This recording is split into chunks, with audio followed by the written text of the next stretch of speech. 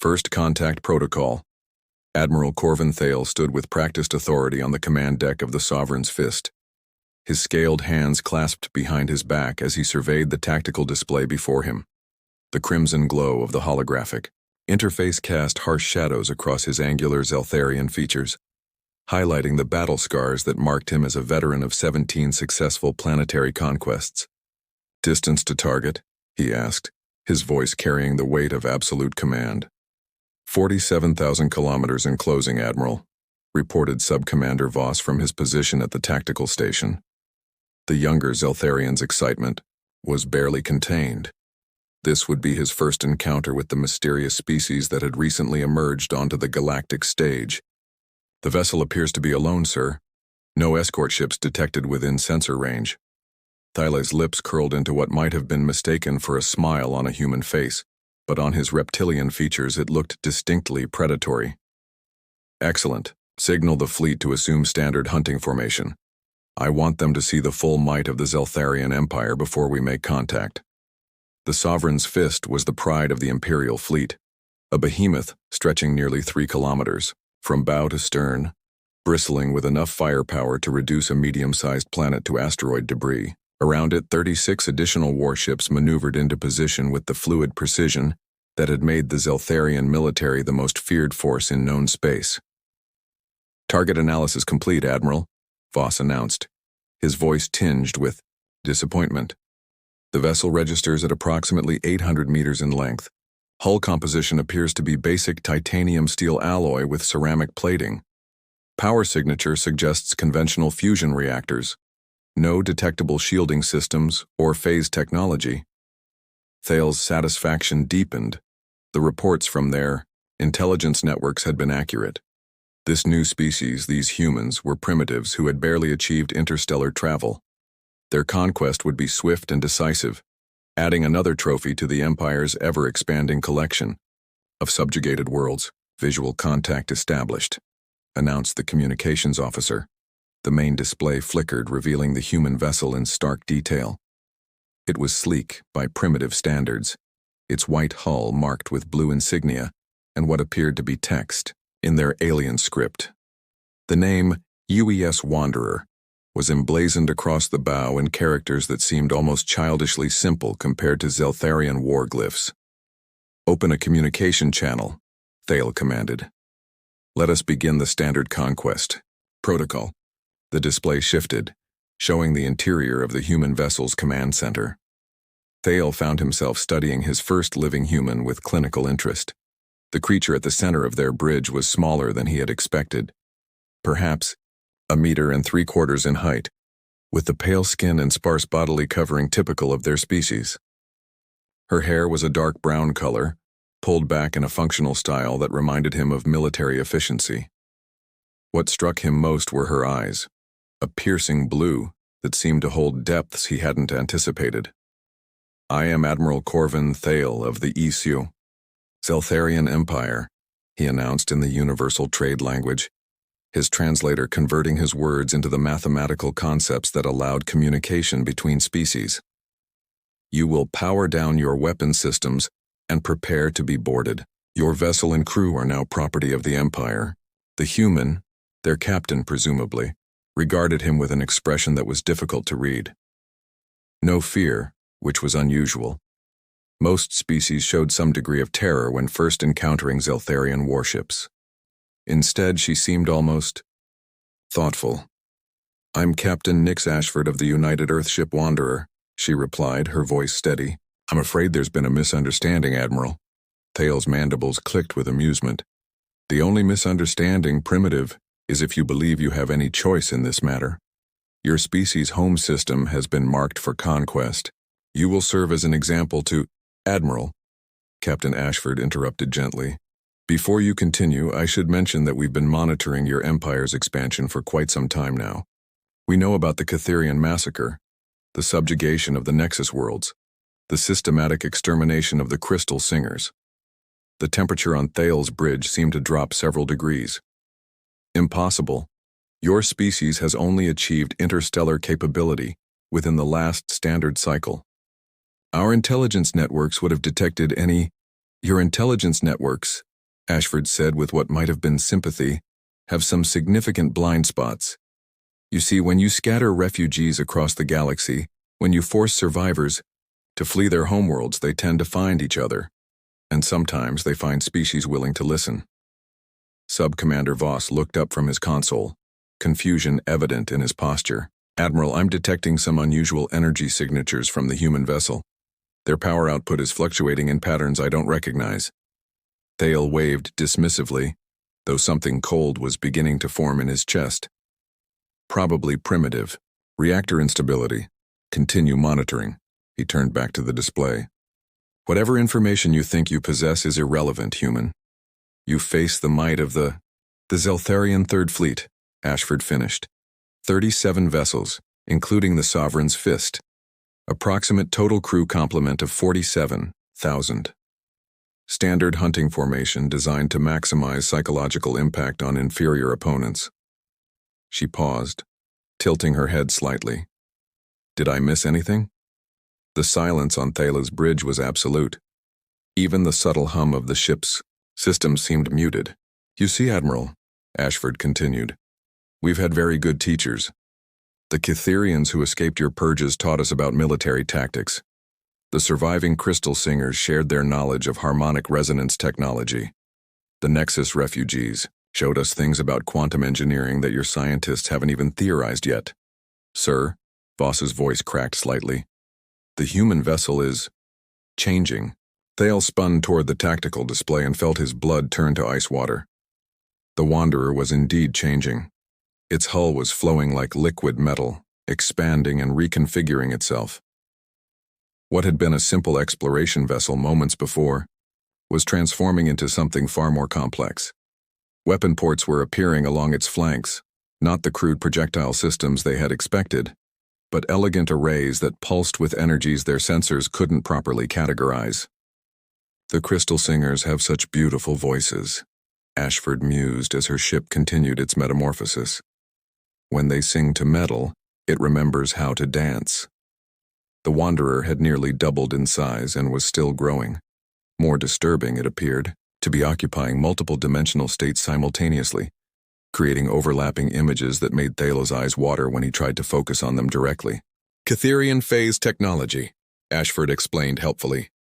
Very useful for existing in several tactical positions at once. Makes targeting rather difficult. All ships, Thale roared into his communicator. Battle stations. Prepare to... Admiral. Ashford's voice cut through his commands like a blade through silk. Before you do something irreversible, you should know that the Wanderer isn't alone. New contacts appeared on the tactical display, dozens of them, materializing from what seemed like empty space as cloaking systems disengaged. Ships of strange and varied designs, each incorporating technologies that the Zeltharian sensors struggled to classify. Some appeared to be constructed from living coral that pulsed with bioluminescent patterns. Others were geometric impossibilities that hurt to perceive directly. A few seemed to be composed entirely of crystalline structures that sang with harmonic frequencies that made the Sovereign's Fist's hull vibrate in sympathy. What you're looking at, Ashford said as the full scope of the human fleet revealed itself, is what happens when you create enough refugees, when you scatter enough survivors across the galaxy, when you force enough species to find new homes among strangers who are willing to listen to their stories. Thale's confident posture had evaporated. He found himself gripping the edge of his command console as the reality of the situation crashed over him like a tidal wave. What are you? Captain Ashford's smile was neither cruel nor kind. It was simply certain. We're the students, Admiral, and we've learned from every species you've tried to destroy. The question now is, are you ready for the final exam? The price of empire. The silence that followed Captain Ashford's words stretched across the void between the two fleets like a held breath. Admiral Thale's scaled fingers trembled against his command console as he processed the impossible sight before him. What had begun as a routine conquest, another primitive species to be catalogued and subjugated, had transformed into something that challenged everything he understood about galactic power structures. Sub-Commander Voss, he said, his voice barely above a whisper. Tactical assessment of the Allied fleet. Voss's hands danced across his controls, his movements becoming increasingly frantic as data flooded his screens. Admiral, I can't get coherent readings on most of these vessels. Some appear to be phasing in and out of our dimensional space. Others are registering power signatures that exceed our measurement capabilities. And sir, his voice cracked, 3 of them appear to be larger than our entire flagship. On the main display, Captain Ashford seemed to sense their growing desperation. She nodded to someone off-screen, and the view split to show another human, a tall man with graying temples and eyes that held the weight of command. Admiral Thale, Ashford said, I'd like you to meet Commander Jex Rourke of the UES Retribution. The second human stepped forward, his expression carved from stone. Admiral, your Empire killed my daughter on Kepler 442b. She was part of the first colonial survey team when your forces arrived. The survivors said she died trying to protect civilian evacuees. Thale felt something cold settle in his stomach. Kepler 442b had been one of their earlier conquests, a minor engagement against a scattered human settlement.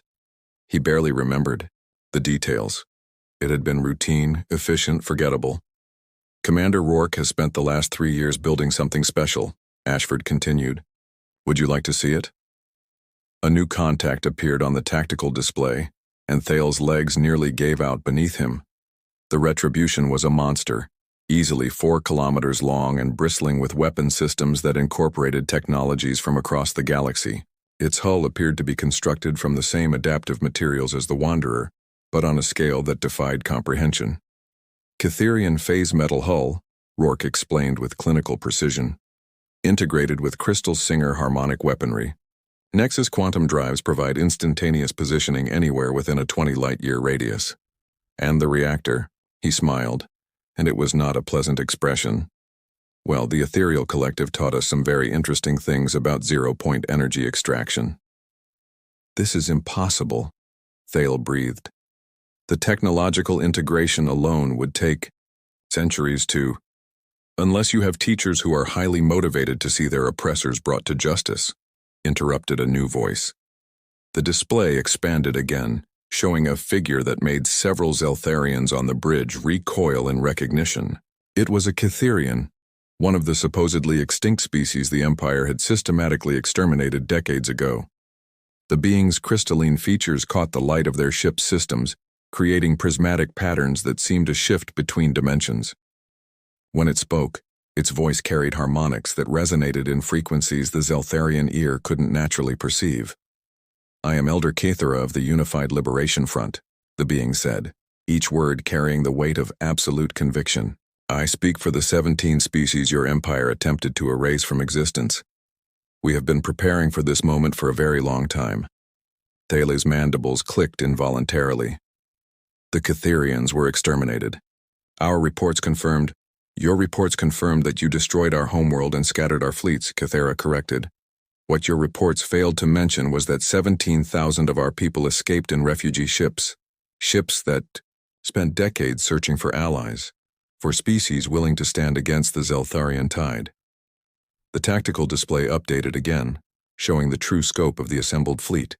Hundreds of vessels now surrounded the Zeltharian force, each representing technologies and capabilities that should have been incompatible with each other.